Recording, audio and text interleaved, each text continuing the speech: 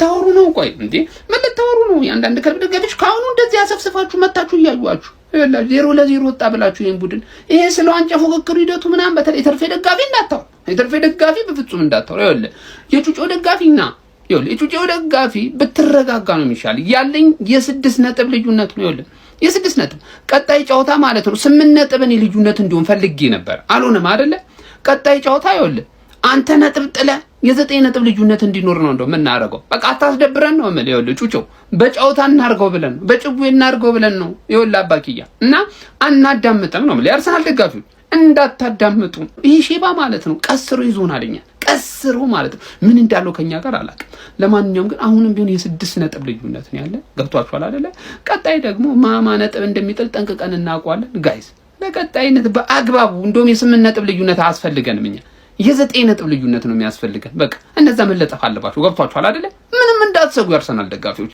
እስቲ እቺ ደግሞ የት እንደምትደርስ ራሱ ሼባ አይሻሉ ቆይ ከዚህ በኋላ ዲቪዥን እንድትወርጂ ነው ማድረግ ያለብን ካልሆነ አይሆንም ጀም አይሆንም እንደዛ ይሆን አይደለ ጀማ በቃ ይመቻችሁ ፒስ ቆይ ምን አባርግ ነው የምትለኝ አንተ የተለከፍክ ሽማግሌ ምን አባል አርግ ምንድነው የምትፈልገው ከኔ እኔ እኮ ምንም እየገባኝ እኮ አይደለም እኮ እዛን ነው ልብዝና ፉላ ምናምን ይለጣጥፉሃል ከዛ በኋላ እኔ ጋር ስትመጣ ደግሞ ጀግና የምትጫወተው ነገር አለ ምን አባ ነው ኬዝ ከኔ ጋር ቆይ ምን አትከበረም እንዴ አንተ ቅሌታም አረ እንዴት አባቱ ነው የሚያቃጥለው በእናት ውፍ ጀማ ዊን ጨዋታ ጋይስ 8 ነጥብ አምሮኝ ነበረ ማን 8 ነጥብ አምሮኝ ነበረ ጋይስ በጣም ነው የሚያናደው በጣም ማለት ነው 8 ነጥብ በጣም አስፈልጉ አይ ነው እኮ 6 ነጥብ ዲፈረንስ አለ ሁሉ ነገር በእጃችን ነው በደጃችን ነው አውቃለሁ እኮ እሱ ግን ይሄን ሼባ ደግሞ መለጠፍ በጣም አምሮኝ ነበረ ዊኒ ዲሲን ድል እኮ አይገኝም ማን ዲታ አባቱ ነው የሚያቃጥለው አይ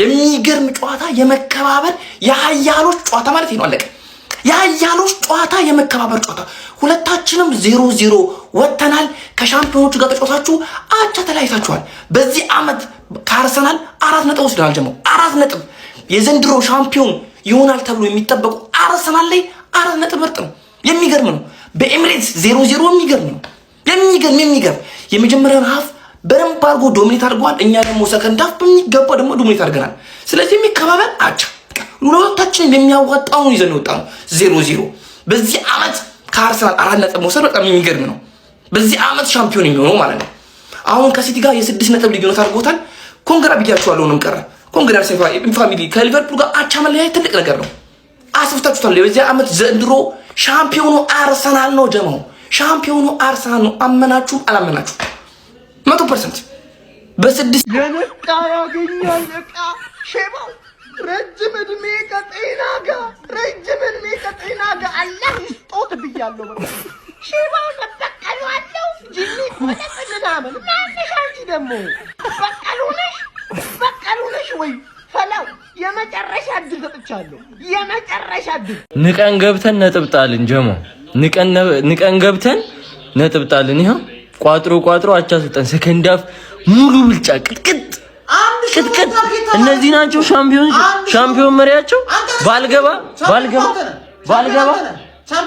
ሻምፒዮን አመሰግናለሁ አንተ ሚዜ ነህ ባልገባ ማለት በቃ ባልገባ የምታውቁ ሰዎች ታውቁታላችሁ በቃ ሰከንድ ሃፍ ማለት ይሄን ጨዋታ ያላየ ሰው ማለት ሰከንድ ሃፍ አርሰናል ከመልበሻ ቤት እንደወጣ ማረጋገጫ የለም በቃ ምንም ነገር ሳያረጉ በቃ ቅጥቅጥ አድርገናቸው ወጣን በስማ ምስሉት ታክቲክ በጣም ጸዴ ጎን ለጎን ዩናይትድን ለምን አያሰለጥንም አሁን ሊቨርፑልን እንትን ይያል ምን ታዘባል በጣም ይችላል አይ አቅቶ እኛ ቃል እንትን ስል ሳወራ ማለት ሰኞና 40 ብቻ ዩናይትድን ቢያሰለጥል በቂ ነው በቃ ጎን ለጎን ስጡት እኔ ነግራችሁ ነበር አይደል ቁልፉን እንትን ብያችኋለሁ በሌላ ቪዲዮ እንመለሳለን ሳምንቱን ሙሉ እነግራችኋለሁ የፕሪሚየር ሊጉኖች እንግዲህ እኛ የምናስጥለው ነጥብ እናንተ የምትሰጡ ከሆነ ድካማችን መና ነው የሚሆነው ጓዶች ከኛ የሚጠበቀውን አድርገናል እንመለሳለን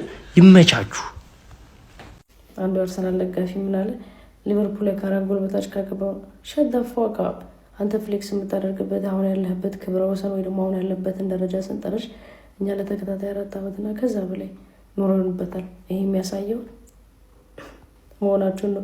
ባቸው ውጤት ፍሌክስ እያደረኩኝ አይደለም፣ ጮክ ብዬ ምናምን መናገር አልፈለኩኝም። ግን ላይክ እንድታቅ የምፈልገው እኔ የትልቅ ቲም ደጋፊ ነኝና ዛሬ ማታ ትልቅ ቲም ነው የገጠምኩ። በሱ ፍሌክስ ማድረግ መቻል አለብን።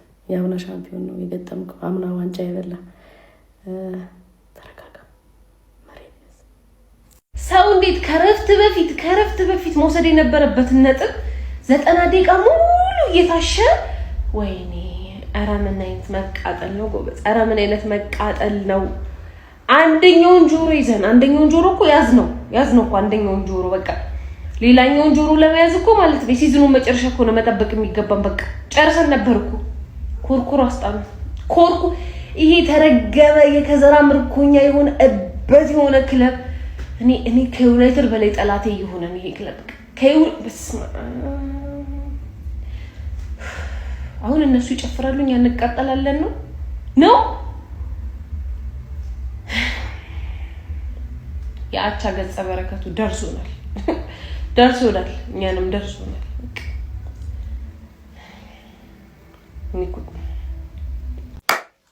በጣም ነው የምታሳፍሩት ዛሬ ማለት ነው። በጣም ነው የምታሳፍሩት። ለዚህ ደጋፊ ሙሉ 90 ደቂቃ በላይ እንደዛ ሰፖርት ሲያደርጋችሁ ለነበረው ደጋፊ የምታሳዩት አቅም ይሄ ነበረ። ከሊቨርፑል ጋር በዚህ ልክ ብትንትን ያለው መላቀጡ የጠፋው ሊቨርፑል ጋር በዚህ ልክ ነው የምትጫወቱት። ጨጓራችን ላይ ነው የተጫወታችሁ ዛሬ ጨጓራችን ላይ ነው ቅጥልን ያረጋችሁ በፈጣሪ ስም። ይሄ ማለት ነው ይሄ በ70 ደቂቃ ስም እንኳን አገዘ አስከፈተ ትላላችሁ። አረ በመዳን የሚያስከፍት ያስከፍተው እናቴ ትሙት ማለት የፈለጋችሁ መታችሁ ልትከራከሩ ትችላላችሁ። ይሄ ሰው አይደለም። አምናም ካቻምናም ከ3 ዓመትም በፊት ጎል የሚያስቆጥር አጥቂ ነበር። ያጣ ነው ቤተሰብ ጎል የሚያስቆጥር አጥቂ ያስከፍታል። ምን ይላል ምንድነው የምትሉት? ጎል ካላገባ ምን ይጠቅመናል? አምና እኮ ያገቡልን ነበር እኮ ክንፍ ተጫዋቾቻችን እኮ እነሳካ ከጎል እኮ ርቀው አያውቁም እኮ አይደል እንዴ? ዮኬሬስ ስለመጣ የመጣ ነገር የለም። ጎል እንዲያገባ ነው ያመጣ ነው። ጎል እያገባ አይደለም። በ70 ደቂቃ ከሊቨርፑል ጋር 8 ጊዜ ብቻ ነው ኳስ የነካው። ዮኬሬስ ዲፌንድ አታርጉ ዝም ብላችሁ በቃ አይረባም። እያንዳንዳቸው ናቸው ያቃጠሉ። ዛሬ ጨጓራዬን ነው የላጡት በቃ። እሺ ሁለተኛ ቪዲዮ ትንሽ በርዶልኛል። አውቄ ነው አልበረደልኝም። ተቃጥያለሁ ግን ክሬዲት መስጠት ያለብን ኦፍ ኮርስ 0 ሾት ኦን ታርጌት ለብሽሽቅ 0 ሾት ኦን ታርጌት ነው። አልሞከርክም፣ አልተሸነፍኩም ኤፍሲ ልትላቸው ትችላለህ። ግን ማን ኮርና ራሱ ሰከንድ ሃፍ 1 ኮርና ነው ያገኘነው። በቃ በደንብ ዛሬ አርኒ ስሎት አሰልጥኗቸው ተሳካለት። ልትባረር ነው ሲባል ነው መሰለኝ ተሳካለት። በደንብ ድሪል አድርጓቸው ነው የመጡት፣ ተዘጋጅተው ነው የመጡት ላለመሸነፍ። እኛ ደግሞ ለማሸነፍ ገባን፣ አልተሳካልን። ያልተሳካልን በእኛ ጥፋት አንደኛ፣ ሁለተኛ ደግሞ በእነሱ ብቃታቸውን ስላሳዩ የተሰጣቸውን አሳይመንት ተወጡት። እነሱ ነው የተወጡት፣ አሳይመንታቸውን ተወጡት። አለመሸነፍ ነበረ። እነሱም ደግሞ ደጋፊ የፎከረው ወይ አቻ ወይ እናሸንፋለን ያለው ማሸነፉን ድንጋይ ትበላለ። መጀመሪያ ኦን ታርጌት ሞክር። መሸነፉን ግን ላለመሸነፍ ነው የገቡት። ቻምፒየንን ዝም ብለን አንተኛላችሁ። ክሬዲት ይገባቸዋል። እኛንን ማንችለው እኛ አንችልም። አርቴታ በቀል አስቦ ቢገባም የሚበቀልለት ተጫዋች አላገኘማ። ሳካ ብቻ ፈርስት ሃፍ ሳካና ቲምበር በጣም ብዙ እድል ፈጥረው ነበረ። ግን በቃ ወደዚህ ጠጋ ብሎ ኳስ ምናምን ነው አረላሽ ከትባክ ሲደረግ እንኳን የሚጨርስ የለም።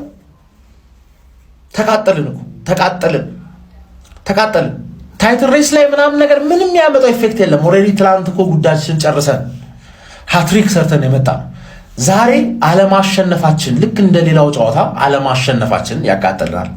ሊቨርፑልን አለመበቀላችን ያቃጥለናል። ገባችኋል? በቃ ባጭሩ የአርሰናል ደጋፊ ስትሆን ማለት ነው አትረካም። በቂ አይደለም። ኤክስጂ የሌለበት ጌም ሁለታችንም አንደር 1 ኤክስጂ ማለት ልክ እንደ መጀመሪያው ጌም ምን አይነት የተግማማ ጨዋታ ነው ደግሞ እኛ ከሊቨርፑል ጋር ሲሆን የምንጫወተው። አሁን ሁሉም ግን እኛን ነው የሚወቅሰው። በሜዳቸውም ተከላከሉ፣ እዚህም መጥተውም ተከላከሉ። እኛ ነን ጥፋተኛ። እንዴት ነው እኛ ጥፋተኛ ነው? ቻምፒየን ነን አላሉም እንዴ? መጥተው ያሳዩንም የሚችሉት ባለመሸነፍ ነው። እስቲ የምትሉትን መስማት ፈልጋለሁ። አሽቃያንስ ኮራው ብለህ አውራ። የአርሰናል ፈስ ይሸታል ጋምቤላ። እኔ ምን አገባኝ? የፈለገውን ይውጣ። በፍቅር አምላክ ስም ተሳክቷል። በቃ ጀማው እሰይ በላቸው። እስቲ ላኩላቸው። ይኸው ጀማው ይኸው ዛሬ ሰርቷል። እኔ ጠዋት ምን ተናገርኩ? አቻ ወዴትም ሊቨርፑልም የትም አባሽ አትሄጂም፣ ወያላውም የትም አባሽ አትሄድም። እድሜ እየተግማማሽ ትኖሪያለሽ ምድረ አዳሜ። እኛ ሳንመጣማ እናንተ የትም አትሄዱም። እሰይ ይኸው ጀማው እኔ ምን ተናገርኩ? እሰይ እግዚአብሔር ይመስገን። ሲቲ ብቻውን አልጣለም። በቃ ሲቲ አልጣለም፣ እኛም አብረን የጣልነው በቃ የአቻ ሳምንት ልንገር ተሳክቷል። ጀማው ይኸው ተጠባቂው ጨዋታ ባዶ ለባዶ በሆነ ውጤት ተጠናቋል። 0-0 የተጠናቀቀበት 3 ምክንያቶችን አስቀምጥላችኋለሁ የታዘብኩትን ማለት ነው። የመጀመሪያው የሊቨርፑል ሚድፊልደሮች ማለት ነው ከአርሰናል በተሻለ መልኩ በቁጥርም በዛ ያሉ ነበረ። እንደዚሁም ደግሞ ሊቨርፑል ስትራይከር ይዞ ስላልገባ የመሃል አማካኝ ተጫዋቾችን በዛ አድርጎ ነው የገባው። ሰው መሃል ሜዳውን ዶሚኔት አድርጎት ነበር፣ ስፔሻሊ ሰከንድ ሃፍ ማለት ነው። ስለዚህ ይሄ የመጀመሪያው። ሁለተኛው የሚኬል አርቴታ የዘገየ ቅያሬ። ትሮሳርድ ከ45 ደቂቃ መልበሻ ክፍል ውስጥ መቅረት ነበረበት። ቢጫ ካርድ ማይቶ ነበር። ማርቲኔሊ ሊቨርፑል ላይ ኮንፈርት ይሰማዋል ሁሌ። ዛሬም በቃ 45 ደቂቃ የሚገባው ተጫዋች ነበር። የአርቴታ የዘገየ ቅያሬ። ሶስተኛ ማይል ሉዊስ ስኬሊ አርሰናል ዋጋ ያስከፈለ ተጫዋች ነው። ምንም እንኳን ባዶ ለባዶ ቢጠናቀቅም ጨዋታው ኳሱ እንደልባቸው እንዲዙት በሱ ኤሪያ በኩል ማለት ነው። ጀረሚ ፍሪምፖክ እንደልቡ ነበር ኮሊደሩን ሲመላለስበት የነበረው። ሌላው ኢዜ ገብቶ ምንም ነገር አላደረገም። ለምን? ተጠባባቂ ወንበር ላይ ነበረ። በደንብ ፍንትው አድርጎ ያሳየ ነው። ማርቲን ኦዲጋርድ በዚህ ሰዓት ካልተገኘ መቼ ልትገኝ ነው? አይኖ ዛሬ አልፈርድብም። ለምን? በጣም ብዙ የተሻለ ኳስን ፖሶስ ማድረግ የሚችሉ ኳስን ማቆጣጠር የሚችሉ አማካኞች በሊቨርፑል በኩል ነበር። ያም ሆነ ይሄ ግን ለአርሰናል መጥፎ የሚባል ውጤት አይደለም። እንደኔ ማለት 6 ነጥብ ነው። ሲቲ ያለበትን አቋም ስንመለከት ኤሚሬትስ ላይ ለመሸነፍ ጉዞን አስቀጥሏል። 8 ነጥብ ቢሆን የተሻለ ነበር፣ ግን መጥፎ ውጤት አይደለም። አቡጋሪ የተባለውን ቃሪያ ሆኖባቸዋል አርኒ ስሎት ለሚኬል አርቴታ ማለት ነው። ሚኬል አርቴታ በፍጹም ያልቻሏቸው አሰልጣኝ ቢኖሩ አርኒ ስሎትን ነው ማለት ነው። በፕሪሚየር ሊጉ ማሸነፍ ያልቻሉት ቡድን ሊቨርፑልን ነው ማለት ነው በዘንድሮ የውድድር ዓመት ማለት ነው ያራዳ ልጆች። እንደዚሁም ደግሞ ከ7 ተከታታይ የሜዳ ማሸነፍ በኋላ ነው ሊቨርፑልን ገጥመው አቻ መውጣት የቻሉት ማለት ነው። በዛሬው ጨዋታ ሊቨርፑሎች እሱንም ባስገዳጅ ሁኔታ ነው እንጂ የስኳድ ዴብዛቸው በጣም ከመንመኑ የተነሳ ምንም አይነት ተጫዋች አልቀየሩም ነበር ማለት ነው። ባለቀ ሰዓት ኮነር ብራድሊ ተጎድቶ ጆ ጎሜዝን ቀይሮ ማስገባት ችሏል። እንዲሁም ደግሞ ሚኬል አርቴታ ብዙ የሚባሉ ተጫዋቾችን መቀየር ችለው ቢሆንም የአርኒ ስሎቱ ዘራዊት በዛሬው ጨዋታ ላይ እጅግ በጣም በመቀናጀት አስገራሚ ጨዋታ ነበረ ሲጮቱ የነበረው ማለት ነው። ሪያን ግራቨንበርች፣ ፍሎሪያን ቬርቲዝ ሜዳ ውስጥ የሚሰሩት ስራ እጅግ በጣም አስገራሚ ነበረ ማለት ነው። እነ ማርቲን ዙበሜንዲ ምንም ነገር እንዳይፈጥሩ ሜዳ ውስጥ ስራ እንዳይሰሩ የሚያደርጉበት መንገድ እጅግ በጣም አስገራሚ ነበረ ማለት ነው። እንደዚሁም በአርሰናል በኩል ቡካዮ ሳካ ምን አለፋችሁ ፈርስት ሃፍ ኬርኬዝን መቀለጃ ነበር ሲያደርገው የነበረው ነው መላራዳ ልጅ ማለት ነው። ሰከንድ ሃፍ ኬርኬዝ ምን በልቶ እንደገባ አይታወቅም። እጅግ በጣም አስገራሚ ብቃት ነበር ሲያሳይ የነበረው። እንደ ቡድን ሊቨርፑሎች በዛሬው ጨዋታ እጅግ በጣም አስገራሚ ነበሩ ማለት ነው። ነጥብ ተጋርቶ መውጣት ቢችሉም ሲቲም ሆነ አስቶን ቪላ ነጥብ በመጣላቸው አርሰናል ፕሪሚየር ሊጉን በ6 ነጥብ መምራት ችሏል ማለት ነው። ያራዳ ልጅ ሀሳብ አስተያየት ኮሜንት ላይ ሼር ኮፒ ሊንክ እናንተ ነው። አብዛኞቻችሁ የተቃጠልኩ ሊመስላችሁ ይችላል። አልተቃጠልኩም። በጣም ነው የተቃጠልኩት። ቀጠል ብያለሁ። ማን መቼ ነው ይሄን ቡድን የምንበቀለው? ማን ሶቦስ ላይ እንደዛ ቆልት እንዳለበት ሳይገረፍ ይወጣል። 2-3 ዓመት ዳጊስታን ሳንልከው ይወጣል። አሁን ዲቤክ እየፎከረብኝ ነው። ሰከንድ ሃፍ ቀጠቀጥናችሁ ይላል። አንድ ሾት ኦን ታርጌት እኮ የላቸውም። አንድ ሾት ኦን ታርጌት የላቸውም። ገባርለ እነሱ ናቸው ያምናው ቻምፒየን። እንዳበጠብጥ ቪዲዮ በእናት በፈጠረ እሺ ልስራበት። እሺ ብታይኝ ቪዲዮ ኧረ ፈጠረ ቪዲዮ አታበላሽብኝ። አንድ ሾት ኦን ታርጌት አልሞከሩም። ግን ቻምፒየን ነን አሉ ያ ቁሌታሙ ሾቦዝ ላይ እንዳለው ይችላል፣ ሜዳ ላይ ይችላል። ቆላው እንጂ አልገደለም። ገባር ቆላው እንጂ አልገደለም።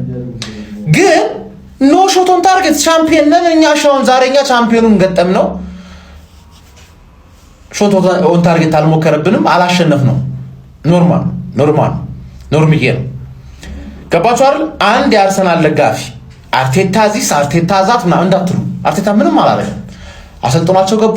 ያሰነጠላቸውን ነገር አልተገበሩም። የእነሱ ጥፋት። ፈርስት ሃፍ ሳካ ብቻ ነበር እየጮተ የነበረው። ከሳካ ውጪ ማንም ምርጥ አለ? ማንም ምርጥ የለም። እና ክሬዲት መስጠት አለብን። ይሄ ወሽጥማም የሆነ ቡድን እኛን ሲገጥመን ብቻ ነው ኳስ የሚችለው። እኛን ሲገጥመን ነው ሚድፊልዱ ምርጥ የሚሆነው። እኛን ሲገጥመን ነው ዲፌንሱ ምርጥ የሚሆነው። እኛን ሲገጥመን ነው አመቱን ሙሉ ጎል ያላገባንበት ብቸኛ ቡድን ሊቨርፑል። አመቱን ሙሉ ሁሉም ላይ ጎል አግብተናል። ሆም አዌይ ምናምን ዳዝናት ማተር። ምን አይነት ከኔ ጋር ለምንድነው ማለቀኝ?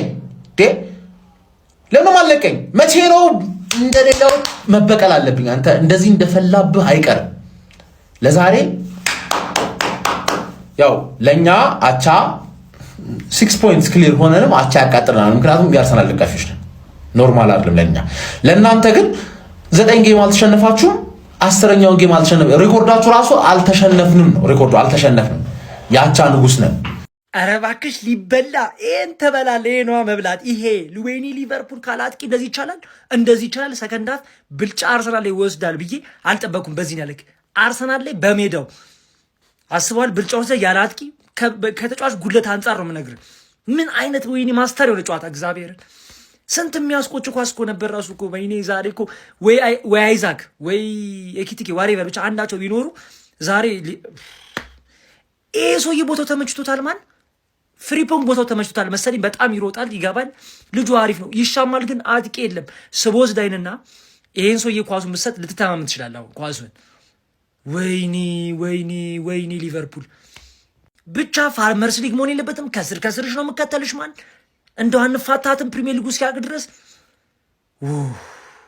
እጅግ የተሻለ የጨዋታ አቀራረብ ይዞ ወደ ኤምሬት የሄደው የአርነ ስሎት ሊቨርፑል ነጥብ ተጋርቶ ከኤምሬት መመለስ ችሏል። እንዴት ናችሁ የተወደዳችሁ የቲክታክ ቤተሰቦች? እንግዲህ በ21ኛው ሳምንት የእንግሊዝ ፕሪሚየር ሊግ በተካሄደ የኤምሬት መጨረሻ መርሃ ግብር በጣም የተሻለ ሆኖ የቀረበው የሊቨርፑል እንግዲህ በጨዋታው ላይ በደንብ ካየን በጣም ኦርጋናይዝድ የሆነ የሚያደርገውን የሚያውቅ በአግባቡ ኳሶችን የሚጠቀም እንዲሁም ደግሞ ያለ አግባብ ኳሶችን የማይተው ወይም ደግሞ ምናልባት የአርሰናል የሚካኤል አርቴታ የጌም ፕላን ይሁን ባላቅም ነው ማለት እንችላለን። በዚህ አክል አፈግፍጎ እንዲጫወት ወይም ኳሱን ሰጥቷቸው ሲጫወት ነበረ። ሊቨርፑልን በአንጻራዊነት ደግሞ ኳሱን ያለ አግባብ አይለቁም። ኳሱን በተቀሙ ሰዓትም የሚቀበሉበት መንገድ ዛሬ እንግዲህ ምናልባት በጣም ልዩውን ግራቨንበርግ የአምናውን ግራቨንበርግ በደንብ ያስታወስንበት ጨዋታ ነው ማለት እንችላለን። ድሪብሎቹ ከእንደገና ኳሶችን ወዲያው የሚነጥቅበት መንገድ ከያዘ በኋላ እንደገና የሚያደራጅበት መንገድ ሊቨርፑል በዛሬ ጨዋታ በጣም በተለይ ሰከንድ ሃፍ ጌሙን ኮንትሮል ሲያደርግ ነበረ። እንግዲህ የተሻለው ሊቨርፑል በአንጻራዊነት ደግሞ በሁለተኛው ሃፍ ያየንበት የአርነ ስሎት ዛሬ ታክቲካል የጌም አፕሮች በጣም የተሻለ ሊቨርፑል እንድናይ ያደርጎናል ማለት ነው። የሚካኤል አርቴታ ቡድን በዚህ ልክ ለጨዋታው በጣም ጥንቃቄ መውሰድ ምናልባት ትርጉሙ አይገባኝም። ትላንት ለሱ ወይም የሱ ከስር በሚከተለው በደረጃ ሰንጠረዥ የሚከተለው ማንቸስተር ሲቲ ነጥብ ተጋርቶ መውጣቱን አይቷል።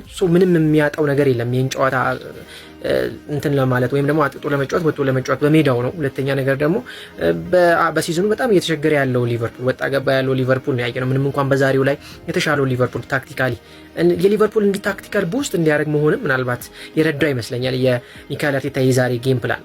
ሌላው ምናልባት እንግዲህ አንድ ማንሳት የምፈልገው የካላፊዮሪ እዚህ ቡድን ውስጥ መጉደል አሁን ትንሽ ነገራቶችን በእንደዚህ አይነት ጨዋታ ላይ በጣም ፈጡ ወይም ደግሞ ጎልቶ እንዲወጣ ያደረገው ይመስለኛል። እንግዲህ እዛ ቦታ ላይ ያሰለፈው ፔሪን ካፒዮ ነው። በጣም ሲቸገር አይተናል።